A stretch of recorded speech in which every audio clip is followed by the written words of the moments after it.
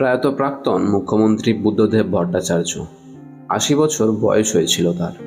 বালিগঞ্জ পাম এভিনিউর বাড়িতে বৃহস্পতিবার সকাল ৮টা ২০ নাগাদ শেষ নিঃশ্বাস ত্যাগ করেন তিনি। রেখে গেলেন স্ত্রী ও এক সন্তানকে। দীর্ঘদিন ধরেই অসুস্থ ছিলেন তিনি, শয্যাশায়ী ছিলেন। বুধবার থেকে শারীরিক অবস্থার অবনতি হওয়া থেকে বৃহস্পতিবার সকালে এলো মৃত্যু সংবাদ। দীর্ঘ ৫ দশকের রাজনীতি জীবন। প্রথমে কাশীপুর বেলগাছিয়া কেন্দ্রের বিধায়ক ছিলেন, এরপর ১৯৮৭ সালে যাদবপুর কেন্দ্র থেকে ভোটে দাঁড়ায়। ২০১১ পর্যন্ত টানা এই কেন্দ্রে বিধায়ক ছিলেন বুদ্ধবাবু। ১৯৪৪ সালে ১লা মার্চ কলকাতা বুদ্ধদেব ভট্টাচার্যের জন্ম। কবি সুকান্ত ভট্টাচার্য তার কাকা ছিলেন। আজীবন বামপন্থার বিশ্বাসী এই মানুষটির রুচিবোধ নিয়ে এখনো চর্চা হয়। রাজনীতির পাশাপাশি সাহিত্য চর্চাতেও সমান আগ্রহ ছিল বুদ্ধদেব বাবুর। শৈলেন্দ্র সরকার বিশ্ববিদ্যালয় থেকে স্কুল জীবন শেষ করে প্রেসিডেন্সি কলেজে বাংলা সাহিত্য নিয়ে পড়াশোনা করেন।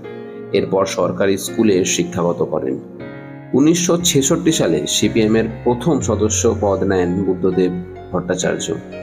১৯৭২ সালে সিপিএমের রাজ্য কমিটির সদস্য হিসাবেও নির্বাচিত হন।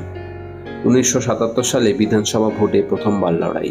২০১১ বিধানসভা নির্বাচনের আগে পর্যন্ত সেই জয়যাত্রা অব্যাহত থেকেছে। রাজ্যের বিভিন্ন দফতর সামলেছেন তিনি। তথ্য সংস্কৃতি দফতর থেকে পর্যটন, নগর উন্নয়ন, কখনো পূর্ণমন্ত্রী, কখনো আবার সাময়িকভাবে সামলেছেন দফতর। ১৯৯৬ সালের পর স্বরাষ্ট্র দফতরের মন্ত্রী ছিলেন বুদ্ধদেব ভট্টাচার্য। ১৯৯৯ সালে ডেপুটি মুখ্যমন্ত্রী হন তিনি। জ্যোতি বসু অবসর নেওয়ার পর ২০০০ সালে মুখ্যমন্ত্রীর পদে বসেন বুদ্ধদেব বাবু। বাংলার ৩৮ বছরের বাম রাজত্বের শেষ ১০ বছর মুখ্যমন্ত্রী তিনি।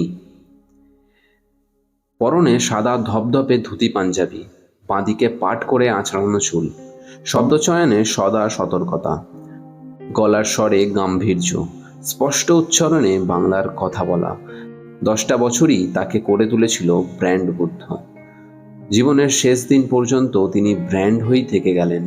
বিতর্ক এসেছে, যেমনটা আসে রাজনীতির অনুষঙ্গে, তবে সেসব ঠেলে সরিয়ে তিনি আজীবন বুদ্ধবাবুই হয়ে থেকেছেন। কখনো বিরোধী রাজনীতি তাকে ভাষার বাণে বিধতে গেলেও কখনো বাবু ছাড়া সম্বোধন করেন। এটাই বোধহয় ব্র্যান্ড বুদ্ধর কারিশমা। দক্ষিণ কলকাতার প্যাম এভিনিউর ২ কামরা ফ্ল্যাটে আড়ম্বরহীন জীবন কাটিয়েছেন শেষ পর্যন্ত। গত কয়েক বছরে একাধিকবার উডল্যান্ড হাসপাতালে ভর্তি হয়েছেন তিনি। বারবার সে লড়াই জিতে ফিরে এসেছেন। কখনো হাসপাতালে যেতে চাইতেন না তিনি। প্যাম এভিনিউর ঘরটা ছিল তার সবটা।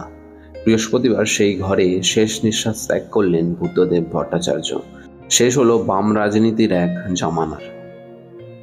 শুভ কামনা করি প্রাক্তন মুখ্যমন্ত্রী বুদ্ধদেব ভট্টাচার্যের জন্য, তার যেন স্বর্গবাস হোক।